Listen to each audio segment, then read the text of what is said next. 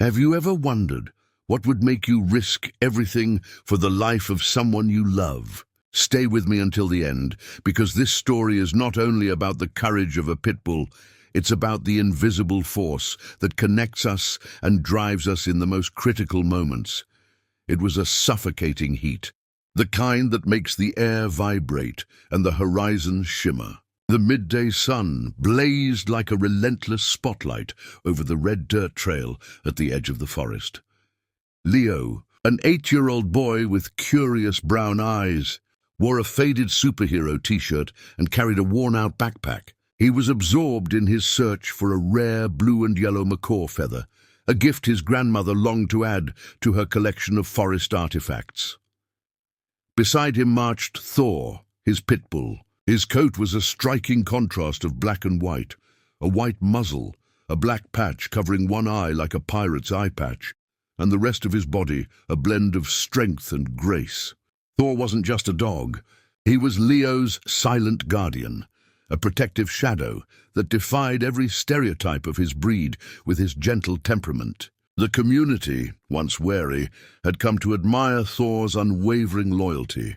They ventured deeper into a clearing where sunlight struggled to break through. Leo crouched down to examine a giant fern bush whose leaves were as big as his hand. It was then that Thor froze. The silence of the forest, already deep, became oppressive. There was no buzz of insects, no birdsong. The heavy air suddenly filled with a strong, humid, earthy scent, a mix of swamp and raw flesh. A chill, cold as ice, ran down Thor's spine. He didn't bark because barking is a warning. Instead, he growled low, a guttural sound that seemed to rise from the depths of the earth. It was a growl of caution, signaling a threat of epic proportions, one he had never encountered before. Leo, unaware of the danger, turned to scold the dog for interrupting his search. But the words died in his throat, and his eyes widened. What he saw wasn't a thick branch or an old root, only 5 meters away, uncoiling slowly from the dark foliage and dried mud. Was the most terrifying thing he had ever imagined, a green anaconda. Not a small one, but a serpentine titan at least 7 meters long, as thick as a palm tree trunk, with dark green, glistening scales and cold. Ancient eyes that didn't see Leo, only potential prey. The monster moved with a slow, hypnotic precision, but every inch of its massive body was a promise of crushing power. Its target was the shaded bush, but Leo's shadow was far too close. Time stopped for the boy. His feet felt rooted to the ground, paralyzed by pure terror. The snake, sensing the vibration of fear, accelerated. In the blink of an eye, it lunged, opening its mouth into a dark, wet abyss, revealing curved teeth. It was in that millisecond, the difference between life and death, that Thor's loyalty revealed itself. The pit bull didn't think of fleeing. He thought only of protecting. With an explosive leap of muscle and black and white fury, Thor hurled himself between the boy and the reptile. The impact was violent and thunderous. Thor sank his powerful jaws into the first piece of flesh he could reach, near the snake's colossal head. It wasn't the ideal spot, but it was the only one within reach. The forest erupted into chaos. The anaconda, enraged and wounded, let out a hiss that sounded like tearing metal and shifted its focus from Leo to Thor. The dog was instantly trapped in the living coils of steel. The pressure was excruciating, crushing his lungs and ribs. Leo screamed, but the sound was drowned out by the struggle. Even with the air squeezed from his chest and searing pain racking his body, Thor tightened his bite. Darkness began to close in at the edges of his vision, but his determination burned brighter than the pain. He knew that if he let go, the monster would go after Leo. His only purpose at that moment was to serve as a shield, to buy time. Leo, seeing his best friend in such agonizing pain, finally broke free from his paralysis. The image of Thor's face, twisted by pain and lack of air, but still clenching his bite, pushed him to act. He remembered the jungle legends his grandfather used to tell, about the weak spots of great beasts. Looking around frantically, he spotted a sharp piece of hardwood lying beside the trail, a splintered stake. His eyes, once filled with panic, now burned with fierce determination, a perfect reflection of the bravery the dog had just taught him. He ran toward the fight. With a desperate, childlike battle cry, Leo lunged forward, aiming for the most vulnerable spot he could reach. He drove the stake with all his strength into the side of the snake's body, at the lower part of the coil where the muscles tensed most violently. It wasn't a fatal blow, but it was enough. The reptile let out a sharp, piercing hiss that sent birds fleeing from the trees, and for a brief moment, its crushing grip loosened. That was Thor's only chance. With one last desperate effort, Thor's jaws tore through the snake's flesh, and he broke free from the deadly coils. He collapsed to the ground, staggering, coughing, gasping, his sides heaving, ribs likely cracked or broken. He was hurt and exhausted, but he was alive and standing. The anaconda, wounded in two places, hesitated. Its predator's instinct was replaced by a primal need for survival. It was bleeding and weary. Leo ran to Thor, dropping to his knees. The Pitbull rested his heavy head on the boy's lap. The snake, however, didn't retreat completely. It slithered a few meters back, coiling partially under a fallen log, and stayed there, watching them with its cold, patient stare. The smell of blood filled the air, making the situation even more dangerous. Leo looked at the snake, then at Thor, who whimpered weakly in his arms. They had to get out of there, but the Pitbull could barely move. The monster was waiting. Leo knew that the heat and exhaustion were against them. He needed a plan, and fast. The strong, metallic scent of blood hung in the hot air, a deadly lure that could attract other predators or, worse, keep the anaconda nearby. Waiting patiently for another chance, Leo felt the crushing weight of responsibility on his small shoulders. The adrenaline that had fueled his bravery was fading, leaving behind only cold fear. The snake, half hidden under the fallen log, was a silent ticking time bomb, a dormant threat ready to strike again. Thor whimpered softly, his breathing shallow and rapid. Leo stroked the black patch on his muzzle. "Hang in there, champ. I'm getting us out of here," the boy whispered, tears streaming down his face. Not from despair, but from unshakable resolve. He knew carrying Thor would be impossible. The Pitbull was heavy and muscular, and every movement risked worsening his broken ribs or injured leg. He needed a distraction. Leo looked at his worn backpack. Inside, besides a crushed sandwich and an almost empty canteen, was a small battery-powered radio his grandfather had given him. It didn't work well that deep in the forest, but it made a loud, irritating noise when turned on. That gave Leo an idea, a dangerous one. Crawling on his knees, he pulled the radio out and, with trembling hands, turned the volume to maximum. The device hissed and crackled, producing a shrill, chaotic noise, a jarring sound in the silent jungle. The snake reacted instantly. Reptiles are extremely sensitive to vibrations and loud sounds. The sudden burst of noise made its massive head rise sharply off the ground, its focus shifting from Leo and Thor to the new source of disturbance. Leo moved fast. He threw the radio as far as he could in the opposite direction of the trail, into the thick foliage. The anaconda, confused and agitated by the strange sound, and already wounded, began to slither slowly and cautiously toward it. It was a bluff, but it was working. "Now, Thor, now!"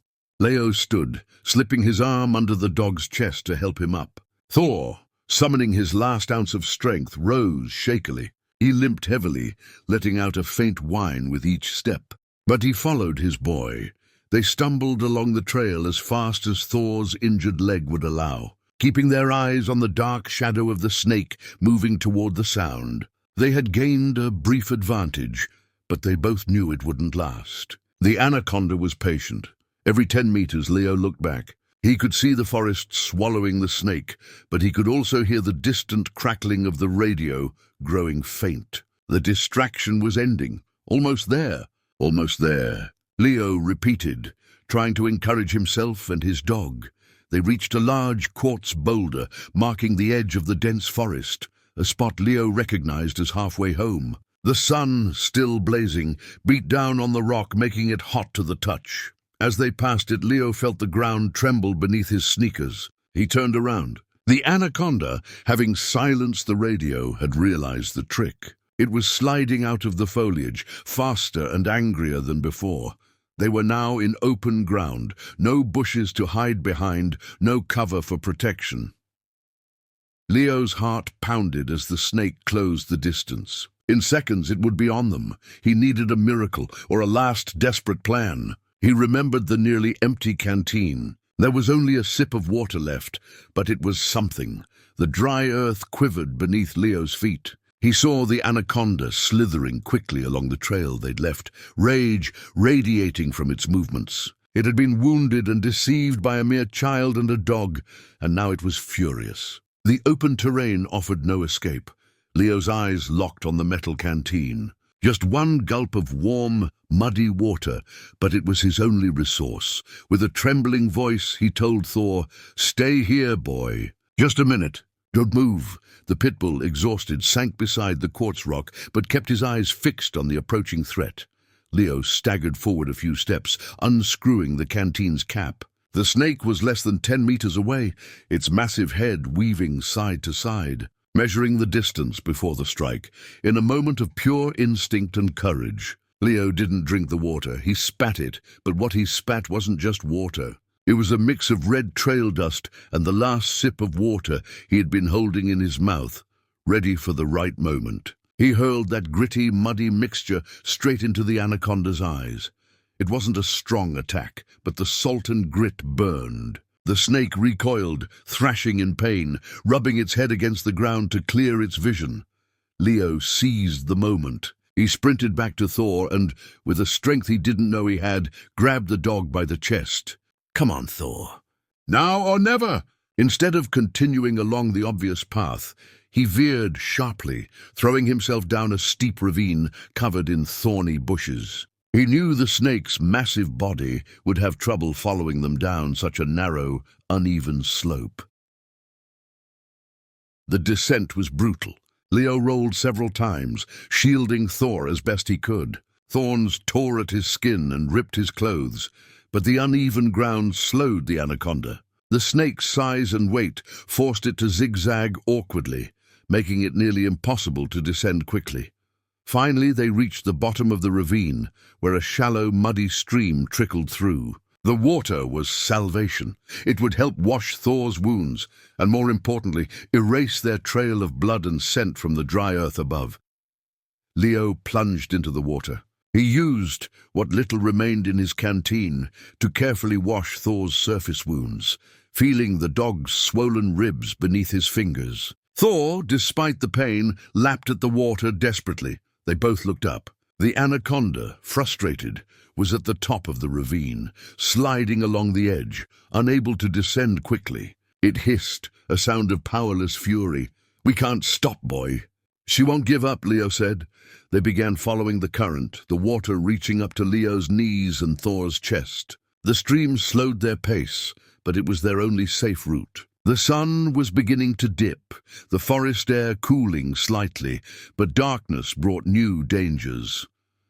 Leo recognized where the water led, the old abandoned mill, a good distance from the main trail. It was the perfect place to hide and wait out the night. If they could reach it, they trudged through the murky stream. Every meter was a battle. Leo's muscles burned, and Thor was on the edge of exhaustion. But the looming shadow of the snake above drove them forward. When the sun touched the horizon, casting long, twisted shadows across the water, they finally spotted the mill's rotting wooden structure. They stumbled out of the muddy stream, collapsing near the decrepit building. The snake, realizing its prey had escaped, let out one last thunderous hiss before vanishing into the dark foliage of the ravine. Thwarted by the water and the falling night, Leo and Thor were safe.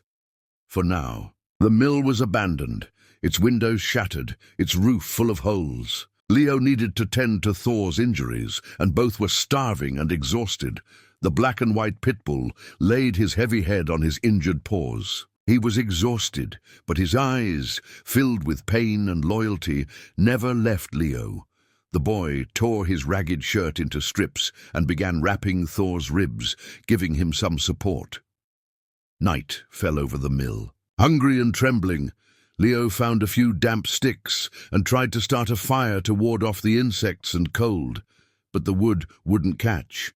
He was alone, wounded, and Thor desperately needed real medical care. Leo knew the anaconda would be waiting for them at dawn, back on the main trail. He hugged Thor tightly, shivering with cold and fear. He needed a plan, one that didn't involve going back the same way. The old mill was a cocoon of shadows, filled with the smell of mold and decay. Leo held Thor close, the dog panting weakly. His once strong black and white body was covered in mud and pain, but his eyes still glowed with that unbreakable promise of loyalty. Leo's own body was scratched and bitten by insects, and the humid, chilling air of the Amazon night felt like punishment. He had failed to make fire. The wood was far too wet. Resigned, he used his backpack as a pillow, and what was left of his torn shirt as a second bandage for Thor. They were exposed. Leo knew that if they stayed there too long, fever and infection would reach Thor before the snake did. Then, a faint, repetitive sound pierced the darkness. Nightbirds. Leo noticed them circling above a specific point in the broken roof. He squinted and saw, hanging from one of the beams, a small cloth pouch, something the mill's old inhabitants might have used to store grain. Carefully, and telling Thor to stay still, Leo climbed a stack of rotten crates. He reached the pouch. Inside, he didn't find grain, but something far more valuable, an old rusty metal lighter, and a handful of dried leaves, perhaps once used for smoking or kindling. It was the miracle he needed. Within minutes, he coaxed a small flame to life. The warmth was faint, but the smell of smoke soothed his spirit. He used the fire to heat the tip of his small fruit knife, then gently cauterized Thor's deeper wounds, a painful act that made the dog whimper, but one Leo knew was necessary to prevent infection. Around that fragile flame, Leo's determination hardened. He couldn't go back. The anaconda would be waiting. He looked toward the muddy river that had led them there. The current continued toward a network of smaller channels connecting to the great river, where the nearest port lay, hours away. He had to follow the water, the dawn of decision. The first ray of morning light found Leo awake, clutching the lighter. Thor's fever had eased, and the dog was licking his wounds, a sign of recovery. Leo fed him the last crumbs of the crushed snack from his backpack. Before leaving, he glanced toward the rising sun and the mill's dark doorway. He could feel the snake's presence nearby.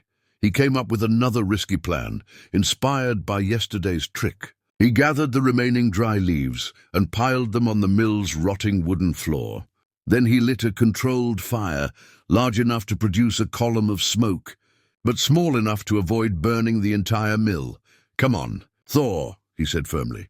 They exited through the opposite side, where the mill's floorboards opened directly into the water and followed the current once again. The fire sent a thick column of smoke skyward, a signal that someone might see and a distraction that would surely draw the snake's attention. The journey was brutal. Leo kept his arm around Thor's neck, guiding the limping dog through the water. Hours passed. Thor's pain was evident with every step, but he never stopped moving. By the time the sun was high again, Leo heard a sound, not from the forest, but from civilization, the faint rumble of a motorboat. The climax. The final confrontation. They had reached a wide, deep bend in the river. The sound of the boat was growing louder. Leo shouted, but the engine drowned out his voice. He saw it, a small fishing boat turning the corner. At that exact moment, fate, in its cruel irony, chose to intervene. The anaconda, having avoided the mill's fire and followed their scent through the water, suddenly emerged from the opposite bank. It was no longer enraged, it was focused. It saw the boat, and it knew its time was running out. With terrifying speed, the giant serpent lunged into the water, swimming directly toward Leo and Thor, who were exposed and helpless in the middle of the channel. The snake's head, no longer blinded by dust, locked onto them with deadly precision. Leo had nowhere to run. He grabbed Thor and pushed him toward the riverbank, shielding him with his own body, bracing for impact. But Thor, Seeing the quick movement of the snake and the shadow of its massive body approaching, made a decision he would no longer be the victim. With one last roar of courage, the black and white Pitbull broke free from Leo's arms and launched himself once more at the anaconda. He wasn't aiming for the head this time, but for the snake's body, trying to throw it off balance. Thor's sudden and unexpected move was their salvation. The snake, caught by surprise, lost coordination. Its enormous body thrashed uncontrollably, and the water erupted into foam and bubbles. The sound of the struggle was so loud that the captain of the fishing boat finally noticed the scene. The boat swerved sharply. The captain, an old local fisherman, saw the brave Pitbull locked in a deadly tangle with the anaconda. Without hesitation, he grabbed his fishing harpoon, a long, sharp spear he used for giant catfish.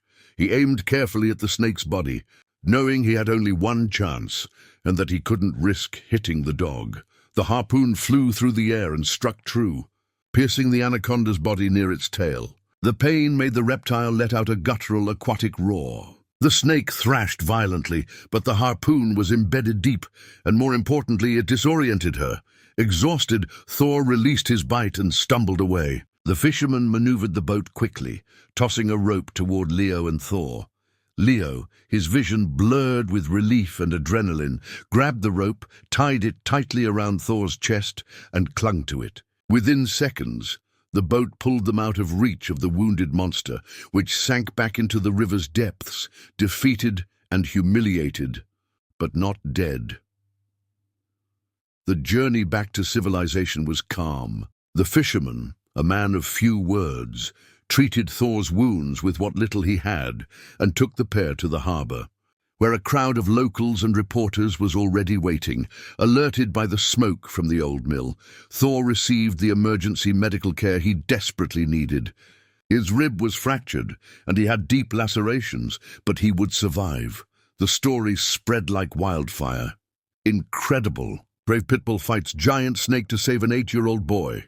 Thor, the black and white Pitbull, once feared by some and loved by few, became a national symbol of loyalty and courage. He proved that the fierceness of his breed lay not in aggression, but in the power to protect those they love. When he recovered, the Pitbull received the city's Medal of Honor, a cold piece of metal hanging from his strong neck. But the true reward was Leo's embrace. The scar the anaconda had left on Thor's shoulder was large and white, a mark he would carry for the rest of his long, happy years. It was the scar of loyalty, the visible proof that unconditional love is the greatest force in nature. Leo and Thor, the 8-year-old boy and his heroic dog, returned home to his grandmother. The adventure was over, but the legend of their courage had only just begun.